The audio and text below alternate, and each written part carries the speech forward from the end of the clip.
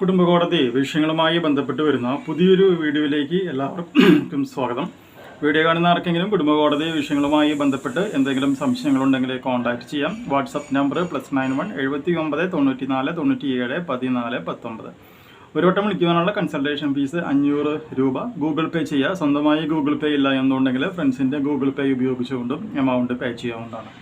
ഇന്നത്തെ വീഡിയോയിൽ നമ്മൾ ഡിസ്കസ് ചെയ്യാനായിട്ട് പോകുന്നത് ചൈൽഡ് കസ്റ്റഡിയുമായി ബന്ധപ്പെട്ട് വരുന്ന വളരെ സുപ്രധാനമായിട്ടുള്ള കേരള ഹൈക്കോടതിയുടെ ഒരു കേസിൽ വന്നിട്ടുള്ള ഒരു ഗൈഡ് ലൈൻസ് ആണ്. അതായത് പലപ്പോഴും നമുക്കറിയാം കുടുംബത്തിൽ എന്തെങ്കിലും പ്രശ്നങ്ങൾ വന്നു കഴിഞ്ഞിട്ടുണ്ടെങ്കിൽ ഭാര്യ കുട്ടി അല്ലെങ്കിൽ കുട്ടികളെയും കൊണ്ട് അവരെ വീട്ടിൽ പോകും. വീട്ടിൽ പോയതിന് ശേഷം ഭർത്താവിനെയും ഭർത്താവിൻ്റെ വീട്ടുകാരെയും പറ്റിയിട്ട് വളരെ മോശമായിട്ടുള്ള കാര്യങ്ങൾ പറഞ്ഞു കൊടുക്കുന്നു. അച്ഛൻ വളരെ മോശക്കാരനാണ്, അച്ഛൻ്റെ വീട്ടുകാർ വളരെ മോശക്കാരനാണ്, അവരെ കൂടെ പോകാൻ പാടില്ല, മിണ്ടാൻ പാടില്ല, അവരെന്തെങ്കിലും ഗിഫ്റ്റുകൾ തന്നു കഴിഞ്ഞാൽ മേടിക്കാൻ പാടില്ല എന്നെല്ലാം പറഞ്ഞുകൊണ്ട് കുട്ടികളെ പല രീതിയിലും ബ്രെയിൻ വാഷ് ചെയ്യുന്നൊരു സാഹചര്യങ്ങൾ നമ്മുടെ നാട്ടിൽ ഉണ്ട്. ഈ വീഡിയോ കാണുന്ന പലർക്കും അത് അനുഭവം ഉള്ളതുമായിരിക്കും. അങ്ങനെയുള്ളൊരു സാഹചര്യത്തിൽ നമ്മൾ കുട്ടീനെ കാണണം എന്ന ആഗ്രഹം കൊണ്ട് നമ്മളൊരു ഗാർഡിയൻ ഓപ്പി ഫയൽ ചെയ്ത് ഒരു ഇൻ്റർലോക്കേറ്ററി ആപ്ലിക്കേഷൻസ് ഫയൽ ചെയ്ത് കഴിഞ്ഞാലും നമ്മൾ കുട്ടിയോട് വരാനായിട്ട് പറഞ്ഞു കഴിഞ്ഞാൽ കുട്ടി വരണമെന്ന് യാതൊരു വിധത്തിലുള്ള നിർബന്ധമില്ല. കാരണം എന്താ വെച്ചിട്ടുണ്ടെങ്കിൽ ഇതിനൊപ്പം തന്നെ കോടതി പറയുന്ന മറ്റൊരു കാര്യമാണ്, ബലം പ്രയോഗിച്ചുകൊണ്ട് ഒരിക്കലും കുട്ടികളെ കൊണ്ടുപോകാനായിട്ട് പാടില്ല എന്നുള്ളൊരു സെൻറ്റൻസും ജഡ്ജി പറയാറുണ്ട്. അങ്ങനെയുള്ളൊരു സാഹചര്യത്തിൽ അച്ഛന്മാർക്ക് ഒരിക്കലും കുട്ടീനെ എന്ത് ചെയ്യാൻ പറ്റില്ല, ബലമായിട്ട് പിടിച്ചു കൊണ്ടുപോകാൻ പറ്റില്ല. കാരണം കുട്ടികളെയും പണ്ട് കാര്യമില്ല. എന്താണ് അവർക്ക് അച്ഛൻ എന്ന് പറയുന്നത് ഒരു വില്ലൻ, അച്ഛൻ്റെ അമ്മയും വീട്ടുകാരും എന്ന് പറയുന്നത് അതിനേക്കാളും മോശമായിട്ടുള്ള ആൾക്കാരായിട്ടാണ് കണക്കാക്കുക. പലപ്പോഴും ഈ ഒരു സാഹചര്യത്തിൽ എന്ത് ചെയ്യണമെന്ന് അറിയാതെ ഭർത്താക്കന്മാർ വിഷമിക്കുന്ന ഒരു സാഹചര്യം ഉണ്ടാവാറുണ്ട്. ഇങ്ങനെയുള്ളൊരു സിറ്റുവേഷനിൽ ഇതിനെങ്ങനെ ഹാൻഡിൽ ചെയ്യണം എന്നുള്ളതിനെ കുറിച്ചിട്ട് കേരള ഹൈക്കോടതിയുടെ വളരെ പ്രധാനപ്പെട്ട ഒരു ഗൈഡ് ലൈൻസ് ഉണ്ട്. അത് ഞാൻ ആദ്യം വായിക്കാം, അതിനുശേഷം അത് എക്സ്പ്ലെയിൻ ചെയ്യാം. ഓക്കെ, അപ്പോൾ അത് പരമാവധി മൊത്തമായിട്ട് കാണാനായിട്ട് ശ്രമിക്കാം കേട്ടോ. അപ്പോൾ അതിൽ പറഞ്ഞ പോയിന്റ് ഇതാണ്. ഒരു സെക്കൻഡ്.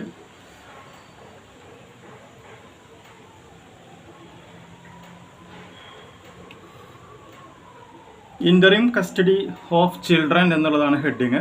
അതായത് ഇങ്ങനെയാണ് പറയണത്: in matters relating to custody of children the concern of court shall be the best interest and the welfare of the child എന്നാണ് പറയുന്നത്. അതായത് കുട്ടിയുടെ പരമോന്നതമായിട്ടുള്ള താല്പര്യങ്ങളും അതുപോലെ തന്നെ അവൻ്റെ വെൽഫെയറും എന്ന് വെച്ചിട്ടുണ്ടെങ്കിൽ അവൻ്റെ മൊത്തത്തിലുള്ള ഒരു വെൽനെസ് ഉദ്ദേശിച്ചുകൊണ്ട് മാത്രമായിരിക്കണം ഈ ഇൻ്ററിം കസ്റ്റഡി എന്നുള്ളത് നമ്മൾ കൊടുക്കേണ്ടത്. Second point: at the first instance, before considering the prayer for entering custody, the presiding officers shall interact with the parties and the child if needed.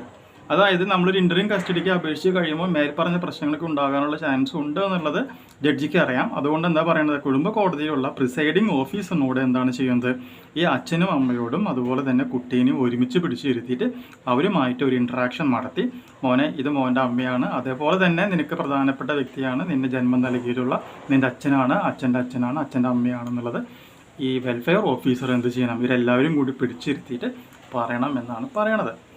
Okay, if needed, ആവശ്യമുണ്ടെങ്കിൽ the family court shall keep in mind the directions of the honourable Supreme Court while deciding an application for interim custody as visitation rights and contact rights. Supreme കോടതി പറഞ്ഞിട്ടുള്ള എല്ലാ guide ലൈൻസും ആരും follow ചെയ്യണം, എല്ലാ കുടുംബ കോടതികളും follow ചെയ്യണമെന്നാണ് പറഞ്ഞിട്ടുള്ളത്.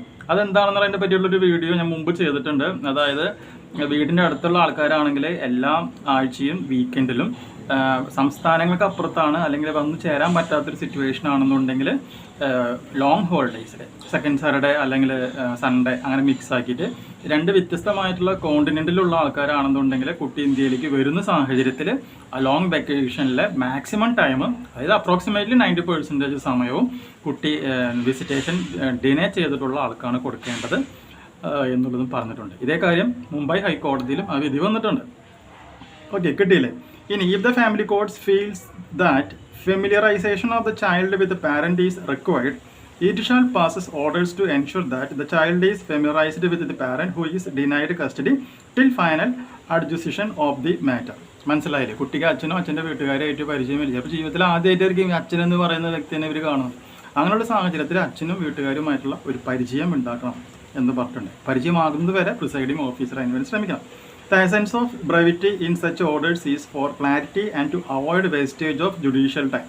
കാരണം അങ്ങനെ ചെയ്തില്ല എന്നുണ്ടെങ്കിൽ എന്ത് സംഭവിക്കുക, അച്ഛൻ്റെ വീട്ടുകാർ വീണ്ടും ഐ എ പെറ്റീഷൻ ഫയൽ ചെയ്യുന്നു, യുദ്ധം നടക്കുന്നു. നമ്മൾ സ്ഥിരം കാണുന്ന കാഴ്ചയാണ്. ശനിയാഴ്ച ദിവസങ്ങളിൽ ഫാമിലി കോടതിയിൽ പോയി കഴിഞ്ഞാൽ ഈ പറഞ്ഞ കഥകളൊക്കെയും കാണാം. അപ്പോൾ വീണ്ടും കേസുകളപ്പോൾ എന്ത് ചെയ്യും, വാശിപ്പുറത്ത് ഭാര്യ ഫയൽ ചെയ്യുന്നു, ഭർത്താവ് ഫയൽ ചെയ്യുന്നു, ഹൈക്കോടതിയിൽ പോകുന്നു, സ്റ്റേ മേടിക്കുന്നു. മനസ്സിലായില്ല. അപ്പോൾ അതൊക്കെ ഒഴിവാക്കാൻ വേണ്ടിയിട്ടാണ് ഈ പരിപാടി ചെയ്യണമെന്ന് പറയുന്നത്. Keeping the above objectives in mind, the family court shall make every endeavor to pass interim orders accordingly. അപ്പോൾ ഈ ഒരു കണ്ടീഷനെ ബേസ് ചെയ്തുകൊണ്ട് വേണം ഫാമിലി കോടതി എല്ലാ വിധത്തിലുമുള്ള ഉത്തരവുകളും പുറപ്പെടുപ്പിക്കുവാനായിട്ട്. മനസ്സിലായില്ലേ? അപ്പോൾ കോടതിയുടെ ഭാഗത്തു നിന്ന് വേദന അനുഭവിക്കുന്ന പുരുഷന്മാർക്ക് അനുകൂലമായിട്ടുള്ള വിധികളൊക്കെ വരുന്നുണ്ട്. അത് പുരുഷന്മാരായിട്ടുള്ള ഭർത്താക്കന്മാരെ വീട്ടുകാരും അത് അറിയുന്നില്ല, നിങ്ങൾ അപ്ഡേറ്റ് ആകുന്നില്ല, നിയമത്തെപ്പറ്റി നിങ്ങൾക്ക് ജ്ഞാനമില്ലാത്തത് കൊണ്ടാണ് എന്ത് കേസ് കൊടുത്താലും അതല്ലാതും പുരുഷനല്ലാത്ത മറ്റ് ലിംഗത്തിലുള്ള